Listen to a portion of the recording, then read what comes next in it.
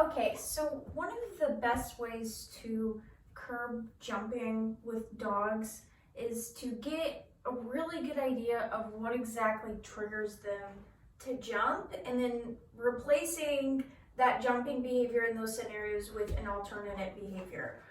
So just to kind of name a few, typically dogs jump up when you're carrying stuff. They want to jump up and see what you're carrying. When you walk in the door, generally they're really excited to see you, so they jump up. When you let them out of their crate, dogs tend to jump up because, again, they want to say hi to you, they want to see you. I've noticed with Ranger, whenever anyone is down on the ground with him, he tends to jump up and, get in your face and that kind of thing. So again, kind of replacing those things with alternate behaviors.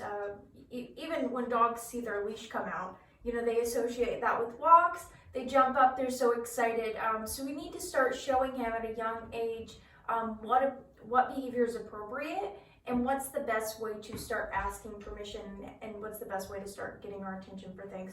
So we love capturing with this, so reinforcing things that they're doing all on their own. And if we're just luring the dog, or if we're not capturing the behaviors, what tends to happen is the dog really only does those things when we ask them for it, right? So they're still probably going to end up jumping on us and stuff because they're waiting for a different cue. They're just doing what's natural to them.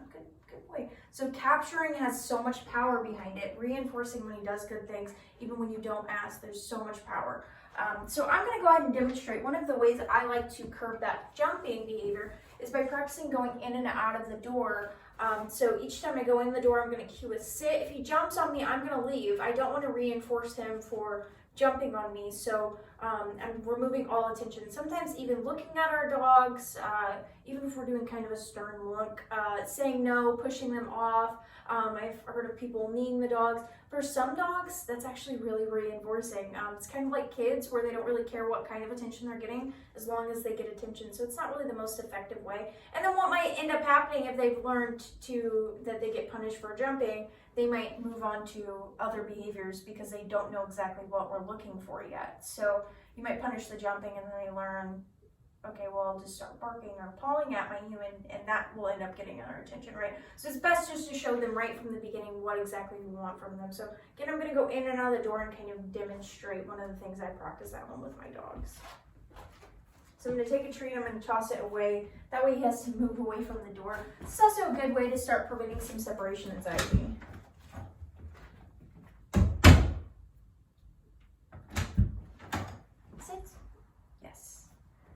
The reason it's good for separation anxiety is because they learn, hey, sometimes my human walks out of the door, but it's not a big deal because they come right back. So conveyor belt feeding here, we're doing one treat after another. We're doing tiny, tiny pieces of treat, like those little blue things that you got. We're breaking those up into like a bajillion pieces, just one of those. So treats can last a long time. Again, I'm going to take a treat. I'm going to toss it away. I'm going to exit again.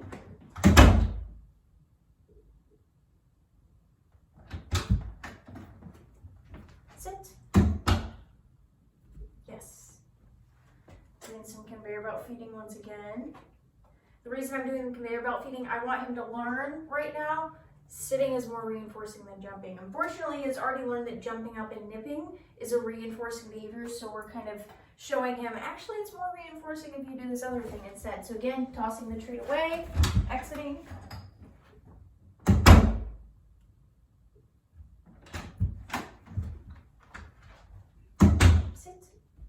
And you'll notice that when I walk in, I'm being pretty calm for the most part. So if I am, say, oh, puppy, that's gonna make it harder for him to stay on the ground. So eventually maybe we can get to that point, but for right now, we're staying pretty calm still.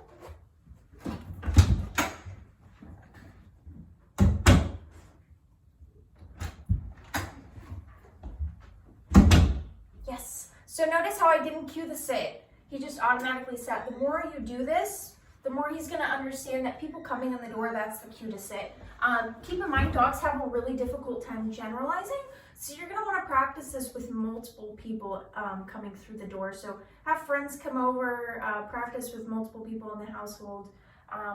And if you still struggle with him jumping on people, maybe you can't do like a formal training session when you've got guest coming into the house or something, one easy way you can start curbing this is by taking a handful of really high value treats, something that's going to be higher value than the people coming in the door, and you just toss treats everywhere. So I know that sounds like a quick fix. It really kind of is. It's not really like a formal training thing, but it's actually still reinforcing him for keeping 4 on the floor as long as you throw the treats while he has 4 on the floor.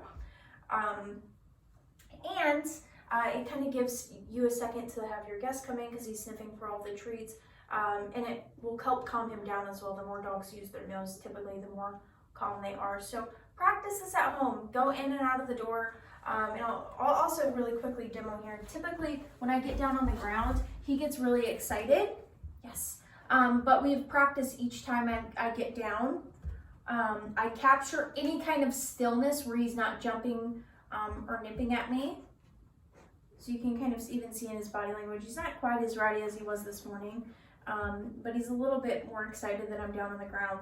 So what I'm doing here is I'm just gonna keep treating him for being calm.